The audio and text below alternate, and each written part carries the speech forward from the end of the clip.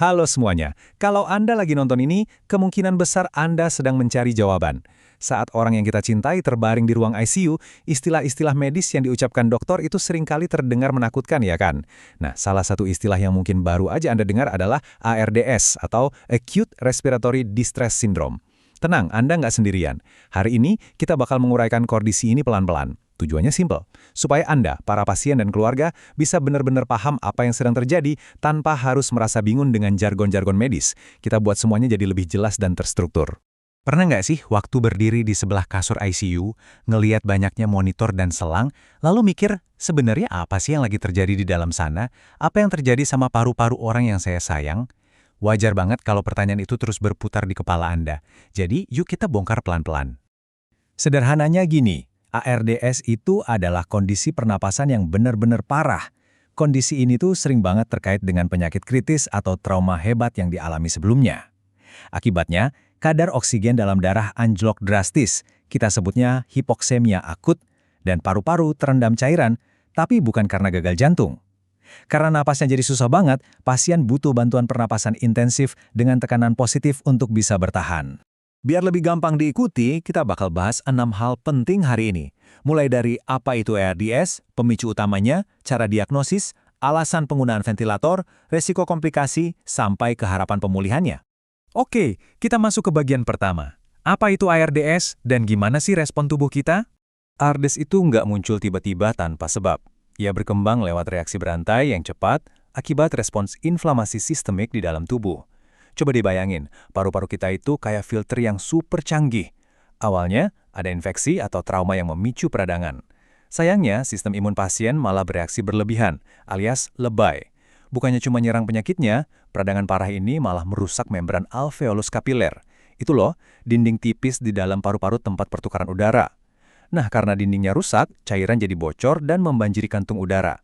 Akibatnya, paru-paru kehilangan kelenturannya atau elastisitasnya menurun drastis. Jadi kaku dan susah banget buat mengembang. Nah, dari kerusakan tadi, muncullah gejala yang mungkin Anda lihat langsung dengan mata kepala sendiri.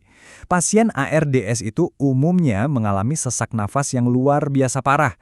Anda mungkin juga ngeh kalau kulit, bibir, atau ujung jarinya agak kebiruan.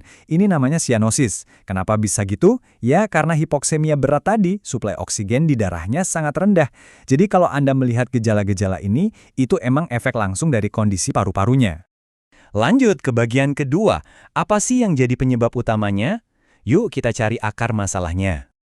Seperti yang saya bilang tadi, ARDS ini nggak berdiri sendiri, pasti ada pemicunya. Penyebab utamanya tuh sering banget dari infeksi paru seperti pneumonia. Tapi pemicunya juga bisa datang dari trauma fisik, misalnya benturan keras di dada.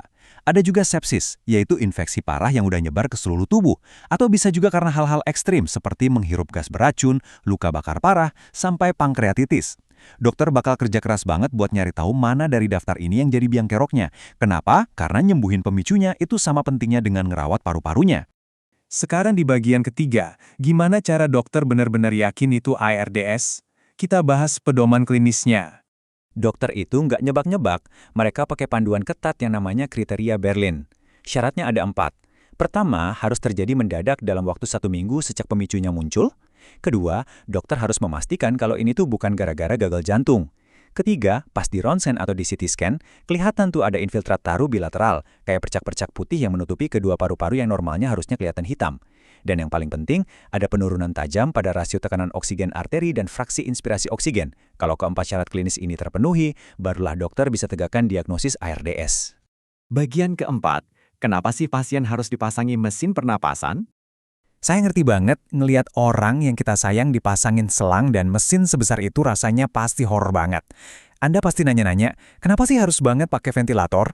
Tapi percaya deh, penggunaan alat bantu pernafasan ini tuh bukan berarti dokter udah menyerah loh. Justru sebaliknya, ini adalah pertahanan utama yang sangat dibutuhkan. Jadi gini, terapi untuk ARDS itu sangat fokus pada perawatan suportif yang menyeluruh. Ini bakal ngelibatin ventilasi mekanis, perawatan infeksinya, dan tentunya manajemen cairan yang sangat presisi. Tujuan utama ventilator itu bukan buat nyembuhin paru-paru kayak minum obat flu, enggak. Ventilator itu bertugas untuk mengambil alih kerja pernafasan, ngasih waktu buat paru-paru beristirahat, supaya tubuh nggak kelelahan. Alat ini diatur sedemikian rupa untuk memperbaiki aliran oksigen dan yang terpenting, mencegah paru-paru rusak lebih jauh akibat tekanan yang berlebihan. Nah, tergantung seberapa berat ARDS-nya, dokter punya dua cara nih. Kalau masih tergolong ringan atau sedang, dokter mungkin cukup pakai ventilasi non-invasif, kayak selang kecil di hidung dengan aliran udara tinggi, tanpa perlu masukin selang ke tenggorokan. Tapi, kalau udah masuk kategori ARDS berat, ventilasi invasif mau ndak mau harus dilakukan. Ini artinya, dokter harus memasukkan selang langsung ke saluran nafas yang disambungkan ke ventilator mekanik. Kenapa? Biar kadar oksigennya bisa diatur dengan sangat ketat dan aman.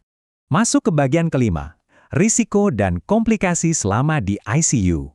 Anda mungkin merasa situasi ini asing banget dan bikin ngerasa sendirian, tapi coba dengerin angka ini, 10%.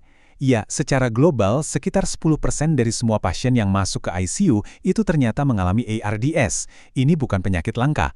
Dokter-dokter di ICU udah sangat paham dan sering banget menangani kondisi ini. Jadi keluarga Anda berada di tangan ahlinya. Tapi memang kita juga harus realistis. Pasien ARDS itu rentan banget sama yang namanya komplikasi. Ada yang disebut hipoksemia refrakter, di mana oksigen tetap rendah padahal udah dibantu alat maksimal. Ada juga risiko infeksi nosokomial, yaitu infeksi tambahan yang didapat di rumah sakit, kayak pneumonia gara-gara ventilator. Belum lagi ancaman sindrom kegagalan multiorgan atau MOTS ketika organ lain seperti ginjal ikutan terdampak. Risiko lain kayak pembekuan darah atau cedera paru karena tekanan udara juga ada. Saya kasih tahu ini bukan buat nakutin-nakutin ya, tapi supaya Anda tahu alasan kenapa dokter dan perawat memantau pasien 24 jam non-stop, ya buat mencegah dan langsung nanganin hal-hal ini kalau sampai terjadi. Bagian ke-6. Bagian terakhir kita. Harapan dan jalan pemulihan. Kita harus paham kalau pemulihan ARDS ini ibarat lari maraton. Butuh waktu yang nggak sebentar. Di 12-48 jam pertama, fokus utamanya murni buat menyelamatkan nyawa.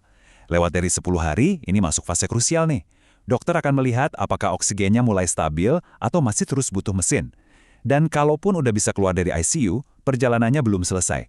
12 bulan pertama pasca ICU itu adalah waktu untuk rehabilitasi panjang, fokus ngembaliin fungsi paru-paru, dan melatih otot-otot yang sempat melemah gara-gara terlalu lama berbaring. Terus, bisa sembuh total nggak sih?